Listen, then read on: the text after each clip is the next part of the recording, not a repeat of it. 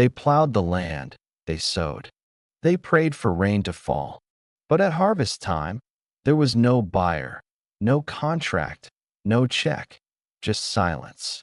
In just 6 weeks, U.S. agricultural exports to China dropped by 28%. At the Port of Oakland, shipments of almonds and dairy products plummeted by 40%. Today, in Washington state, hay exporters are laying off a quarter of their staff. Customers have disappeared, and Washington isn't doing anything to replace them. This is not just a warning. It's the rapid, silent collapse of the U.S. agricultural economy, validated by the state. So, ask yourself, how can the richest agricultural economy in the world be left begging for markets while its leaders celebrate a trade war? U.S. sorghum exports to China haven't just fallen, they've been wiped out. In just 2 months, deliveries dropped from 1.44 million tons at the start of 2023 to 78,000 tons during the same period this year, a staggering drop of 94.4%, according to data from the U.S. Department of Agriculture. The reason? The retaliatory tariff regime imposed by Beijing, with duties now exceeding 125% on U.S. agricultural products. As a result, American grain is not just uncompetitive. It has become commercially non-existent on its largest export market. While silos overflow and sorghum prices collapse due to a lack of buyers, the U.S. government's response remains symbolic, not structural. The White House's promises that farmers would experience a golden age now seem more like a bad joke, especially as China turns to Brazil and Argentina to sign long-term agreements on cereals. One question remains. If that wasn't the plan, why is no one pulling the brakes? The data tells a clear story. Tariffs rise, demand collapses, and supply chains are permanently redirected. Before the trade war, over 90% of U.S. sorghum exports were bought by China. That pipeline is now broken. But the consequences go far beyond one crop. As Beijing redirects its contracts to Latin America, the very foundations of America's dominance in global agricultural markets are being systematically dismantled. According to Bloomberg, China's imports of soybeans from Brazil have jumped by 25% in 1 year. Meanwhile, U.S. soybean futures have fallen by more than 14% in the first quarter of 2025. These are not tactical adjustments. They are lasting disruptions to the structure of global trade. If U.S. policymakers think tariffs can be lifted as easily as they were imposed, they are making a fundamental mistake about how global logistics work. At the Port of Oakland, the main outlet for U.S. refrigerated agricultural products, the slowdown in traffic has led to layoffs, port parking fees, and growing economic pressure. Christy McKenna, executive director of the port, has sounded the alarm.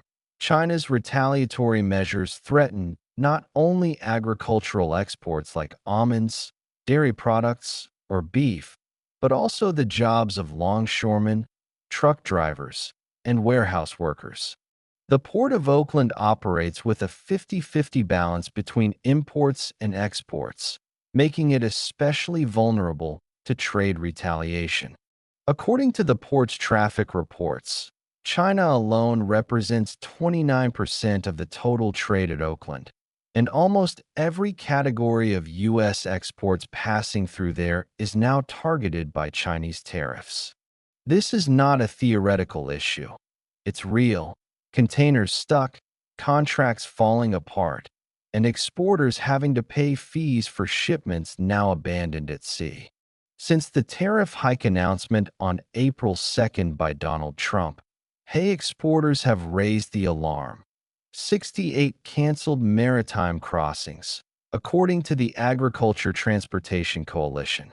A hay supplier based in Washington state had to lay off 25% of its staff in just 2 weeks due to canceled shipments and skyrocketing transport costs. This is not an isolated case. A wood pallet exporter saw 6,400 tons of goods blocked in warehouses, with 15 train cars immobilized, generating huge parking fees while awaiting redirection instructions. Even worse, a 9,000-ton shipment bound for China is now at risk of being completely abandoned. One exporter sums up the situation. We cannot absorb the increase in shipping costs without selling at a loss. And that's when the whole logic falls apart. How can low-margin agricultural products survive in a tariff system designed for high-end luxury goods? The new USTR regulation imposes port fees exceeding $1.5 million per Chinese ship. Bulk agricultural goods are exempt, but not containerized ones. Yet these containerized goods, meats, poultry, dairy, almonds, frozen foods, or industrial fries, account for 55% of the total value of U.S. agricultural exports, according to the Department of Agriculture. Peter Friedman from the Agriculture Transportation Coalition warned on CNBC that the lack of exemptions for containerized goods threatens the most profitable segment of U.S. agriculture. Just as global buyers are turning away from American suppliers. Despite the industry's appeals, the USTR has yet to respond on the possibility of easing the rules. As a result, exporters are being forced to calculate how many containers they can still afford to ship before they must stop altogether. Reworking a supply chain isn't a weekend project. It's a multi-year shift involving new logistics contracts, infrastructure, and financing. Take the example of soybean trade between Brazil and China. It didn't develop overnight. It took 3 years of gradually increasing volumes, public subsidies, and massive investment in Brazilian ports. Now those supply routes are established. If the U.S. wants to re-enter that market, it will be from a weakened position, because unlike American election cycles, global agriculture doesn't respond to short-term shifts. It follows long-term incentives. And the message Washington is currently sending, according to traders interviewed by Reuters, is one of instability. Buyers are diversifying their supply sources to protect themselves. The risk isn't just losing contracts this year, it's disappearing entirely from future procurement lists. The White House has proposed a new emergency aid package to prevent a wave of bankruptcies, but several major agricultural associations, including the National Farmers Union and the American Soybean Association, are skeptical. A check won't reopen a closed port, restore a broken contract, or rebuild trust with international buyers. In Iowa, corn producers told Bloomberg they keep planting even knowing they'll lose money, because planting nothing means going bankrupt even faster. In Kentucky, some farmers are considering not harvesting at all. It's no longer about making a profit. It's about managing losses and racing against collapse. Yet in Washington, the talk remains focused on stimulus plans, while the only word farmers want to hear is market access. For the first time in years, major farm organizations are backing legislation to curb the White House's tariff powers. The National Farmers Union now supports a bill requiring congressional approval for major trade decisions. They argue that unchecked power has disproportionately harmed agriculture. Peter Friedman was also blunt on CNBC. This is not a looming crisis, it's a full-blown one. Such unity across the industry is rare, highlighting the urgency of the situation. Even the traditionally conservative American Farm Bureau Federation, long a supporter of conventional agricultural policy, has joined the call for restraint. The verdict is clear: a one-sided trade war is no longer sustainable. Originally, tariffs were meant to protect U.S. producers from cheap imports. But on the ground, the outcome has been different. According to data from the Agriculture Transportation Coalition and the Department of Agriculture, retaliatory tariffs from China, Canada, and the European Union have not only reduced U.S. agricultural exports, but also flooded the domestic market with unsold stock.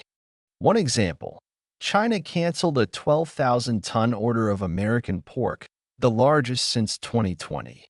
The result?